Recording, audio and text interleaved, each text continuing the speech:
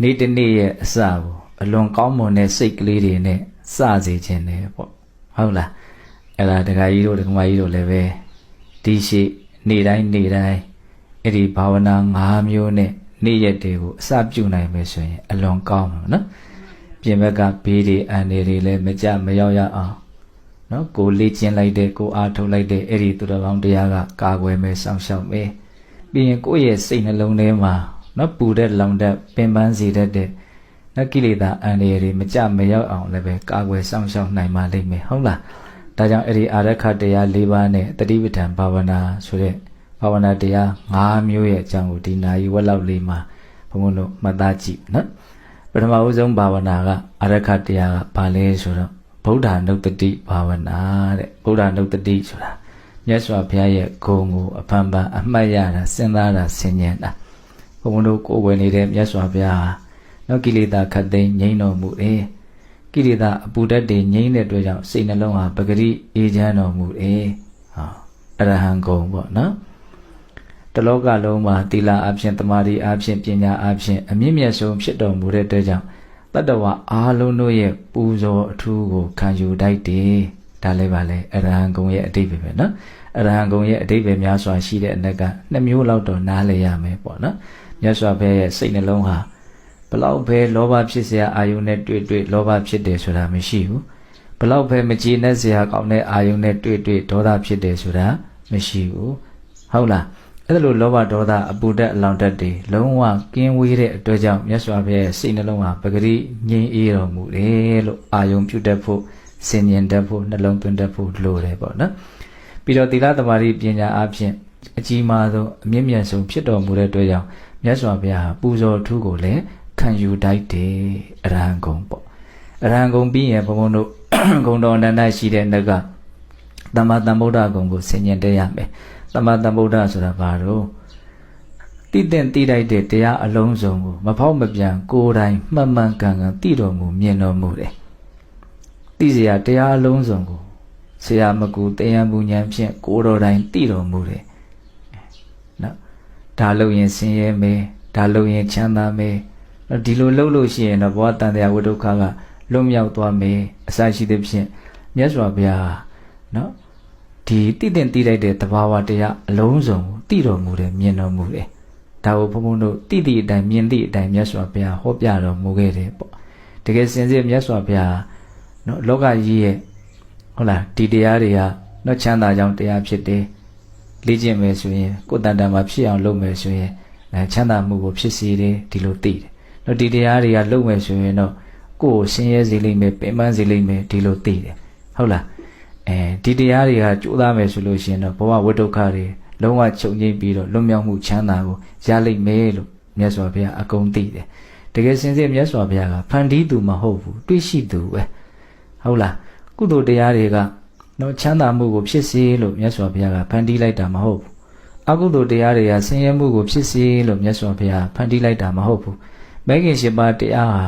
နော်တန်တရားလွတ်မြောက်ကြောင်းတရားဖြစ်စေလို့ဖန်တီးလိုက်တာမဟုတ်ဘူးဟုတ်လားအကုသိုလ်တရားတွေဟာဆင်းရဲစေတယ်ပင်ပန်းစေတယ်နောင်လဲယုံညံ့တဲ့ဘဝကိုပို့တတ်တဲ့အစွမ်းရှိတယ်ဒါသူတို့ရဲ့ပင်ကိုအစွမ်းပဲဘုရားလှုပ်ထားတာမှမဟုတ်တာဟုတ်လားဘုရားသိတာပဲဩဒါလှုပ်ရင်တော့ဆင်းရဲမှာပဲအဲ့ဒါလှုပ်ရင်ဆင်းရဲမှာပဲဒါပဲဟုတ်လားကုသိုလ်တရားတွေဟာချမ်းသာစေတယ်သက်သာစေတယ်နောင်လည်းပဲကောင်းမွန်တဲ့ဘဝတွေကိုရစေတယ်အဲ့ဒါကုသိုလ်ဟာဒီလိုဖြစ်စေလို့ဘုရားဖန်တီးလိုက်တာမဟုတ်ဘူးနော်ကောင်းတဲ့စိတ်တွေကောင်းမြတ်တဲ့အလုပ်တွေဟာဒီလိုမျိုးချမ်းသာကိုဖြစ်စေနိုင်တဲ့စွမ်းရည်တတ္တိတွေရှိနေတယ်ဆိုတော့မြတ်စွာဘုရားကသိမြင်တာပဲဒါကိုနားလည်ဖို့လိုတယ်ဟုတ်လားအဲ့ဒါလိုပဲတမ္မာဒိဋ္ဌိခေါင်းဆောင်တဲ့မဂ်ခင်၈ပါးဒီသူတော်ကောင်းတရားကြီးဟာဘဝဝိဒုက္ခကနေလွတ်မြောက်သွားစေတယ်နိဗ္ဗာန်ချမ်းသာကိုမျက်မှောက်ပြုစေနိုင်တယ်နိဗ္ဗာန်ချမ်းသာကိုဆက်ရောက်စေနိုင်တယ်ဒါလည်းမြတ်စွာဘုရားမဂ်ခင်၈ပါးနိဗ္ဗာန်ကိုဆက်ရောက်စေတယ်လို့ဆက်ရောက်စေလို့ဖန်တီးလိုက်တာမဟုတ်ဘူးဒီမဂ်ခင်၈ပါးတရားမှာနိဗ္ဗာန်ကိုဆက်ရောက်စေတဲ့အစွမ်းတတ္တိရှိနေတယ်ဒီလမ်းဟာနိဗ္ဗာန်စီကိုဥတည်နေတယ်ဒီလမ်းကိုရှောက်ရင်နိဗ္ဗာန်ကိုရောက်လိမ့်မယ်လို့မြင်တာဒီလမ်းကြီးကိုမြတ်စွာဘုရားဖန်တီးလိုက်တာမဟုတ်ဘူးဒီလမ်းကသူ့အတူရှိနေပြီးသားဒါကြောင့်မြတ်စွာဘုရားမဂ်ခင်၈ပါးကိုပုရဏမဂ္ဂလမ်းဟောင်းကြီးရှေးဘုရားအဆူဆူတို့ဖုံးနေအောင်တွားခဲ့တဲ့လမ်းဟောင်းကြီးဒီလိုပြောတယ်ဟုတ်လားအဲ့တော့ဘုန်းတို့ တကယ်တမ်းဘဝမှာလမ်းတွေအနေနဲ့မြင်ကြည့်မယ်ဆိုရင်အောက်လမ်းရှိတယ်အထက်လမ်းရှိတယ်လွတ်မြောက်လမ်းရှိတယ်အောက်လမ်းဆိုတာအကုသိုလ်တရားတွေကိုပြောတာပေါ့နော်အထက်လမ်းဆိုတာကုသိုလ်တရားတွေကိုပြောတာပေါ့လွတ်မြောက်လမ်းဆိုတာကတော့အဲ့ဒီကုသိုလ်တရားတွေတဲကမှနော်မဲခင်ရှင်ပါအကျင့်မြတ်တရားအဓိကပြောရပါစို့ဟုတ်လားပြီးရင်လည်းပဲကုသိုလ်ကောင်းမှုပြုတိုင်းနိဗ္ဗာန်ချမ်းသာကိုမျက်မှောက်ပြုပေးရစေဆိုတဲ့မုံမြတ်တဲ့စိတ်မှန်ကန်တဲ့စိတ်ရည်ရွယ်ချက်မှန်မှန်နဲ့လုပ်မယ်ဆိုရင်ထိုကုသိုလ်ဆိုတဲ့အထက်လမ်းတည်ပင်လဲလွတ်မြောက်လမ်းဖြစ်သွားပြန်တယ်ပေါ့ဟုတ်လားအဲ့လိုပြောရင်တာဘာလို့မြတ်စွာဘုရားရဲ့သမ္မာသမ္ဗုဒ္ဓကိုအလုံးစုံကိုသိတာဟုတ်လားအဲ့လိုအလုံးစုံကိုသိတယ်တို့ကိုယ်ွယ်တဲ့မြတ်စွာဘုရားတရားအလုံးကိုသိတယ်သိတဲ့အတိုင်းညွှန်ပြခဲ့တယ်ဒီလိုလေးဘုန်းဘုန်းတို့စဉ်းစားဆင်ခြင်ဒါဗုဒ္ဓနုတ္တိဖြစ်တယ်ပေါ့နော်အရဟံဂုံရဲ့သမ္မာသမ္ဗုဒ္ဓဂုံရဲ့ပြီးတော့နားလည်တဲ့ဂုံကျေးဇူးအနန္တရှိတဲ့တက်ကနားလည်တဲ့ဂုံဘဂဝါဂုံဘဂဝါဆိုတာဘာတော့တာမန်အဖြစ်ဘုံတော်နန္ဒကံတော်နန္ဒဉာဏ်တော်နန္ဒတကိုယ်တော်နန္ဒဒီလိုပြည့်စုံတော်မူတယ်လို့မှတ်သားထားကြတယ်ဟုတ်လားတကယ်စင်စစ်ဘဂဝါဂုံဆိုတာဘဝပေါင်းများစွာမြင့်မြတ်တဲ့အလုပ်ပါရမီတရားတွေကိုပြည့်စုံအောင်ဖြည့်ကျင့်တော်မူခဲ့တဲ့အတွက်ကြောင့်ဒီအန္တိမဘဝနောက်ဆုံးဘဝမှာမြတ်စွာဘုရားအလုံးစုံပြည့်စုံရုပ်ရည်အဖြစ်လည်းပဲအတင့်တယ်ဆုံးအသက်ပဲဆုံးဉာဏ်ပညာအဖြစ်လည်းပဲအထက်မြတ်ဆုံးဟုတ်လားသူတော်ကောင်းတရားအဖြစ်လည်းပဲအပြည့်စုံဆုံးအမွတ်မြတ်ဆုံးမြတ်စွာဘုရားမှာအဖက်ဖက်ကဘာလေးမှလူလေသေးမရှိပြည့်စုံတယ်သူအကြောင်းတရားတွေကိုပြည့်စုံအောင်လုပ်ခဲ့တာဆိုတဲ့အခါကျတော့ဒီဘဝအကျိုးရလဒ်ကအကုန်လုံးပြည့်စုံနေတယ်နောက်ထပ်ဘဝတစ်ခုလည်းပဲထပ်ပြီးတော့ဖြစ်เสียမရှိတော့တဲ့အတွက်ကြောင့်ပါရမီတရားတွေကုသိုလ်တရားတွေကအဆုံးစွန်ဒါသူ့ကိုဝိုင်းပြီးတော့အကျိုးပေးကြတယ်ပေါ့ဒါကြောင့်မြတ်စွာဘုရားလုံးဝပြည့်စုံတော်မူတယ်ပြည့်စုံတဲ့လူသားပေါ့နော်ဖြည့်ခြင်းခဲ့တဲ့ပါရမီတော်အနန္တတို့ကြောင့်လောကီလောကုတ္တရာကောင်းမြတ်သောဂုဏ်ဖြာဖြာတို့ဖြင့်ကောင်းစွာဂုဏ်လုံးပြည့်စုံတော်မူပါသောမြတ်စွာဘုရားဘဂဝါဂုဏ်ရဲ့အတိတ်ပဲဟုတ်လားအဲ့တော့ဘုံဘုံဂုဏ်ကျေးဇူးအနန္တရှိတဲ့နဲ့ကဂုဏ်တော်၃ပါးပြောလိုက်တယ်အရဟံဂုဏ်ရဲ့သမ္မာသမ္ဗုဒ္ဓဂုံရဲ့ဘဂဝါဂုံရဲ့အဲ့ဒါကိုတခါတည်းပါတော့ဘယ်လိုလုပ်မလဲနမောတတ္တဘဂဝတောအရဟတောသမ္မာသမ္ဗုဒ္ဓတ္တအကောင်းဆုံးဘုရားရှိခိုးပဲဟုတ်လားအရဟတောကိရိတာခတ်သိငြိမ်းနှဖြင့်ပဂတိအေးချမ်းတဲ့စိတ်နှလုံးရှိတော်မူသောသမ္မာသမ္ဗုဒ္ဓတ္တအလုံးစုံသောတရားတို့ဖောင်းပြန်မှန်မှန်ကန်ကန်ကိုယ်တော်တိုင်သိတော်မူမြင်တော်မူသောနတ္တတဘဂဝါတော်ထိုပြည့်စုံတော်မူသောမြတ်စွာဘုရားအားနမောရှိခိုးခြင်းသည်အထုဝတ္ထုဖြစ်ပါစေတည်းအကောင်းဆုံးဘုရားရှိခိုးပဲအဲ့ဒါလေးနဲ့နေ့တစ်နေ့ကိုစနိုင်အလွန်ကောင်းပြီပေါ့နော်ဒါဗုဒ္ဓနုတ္တိဘာဝနာ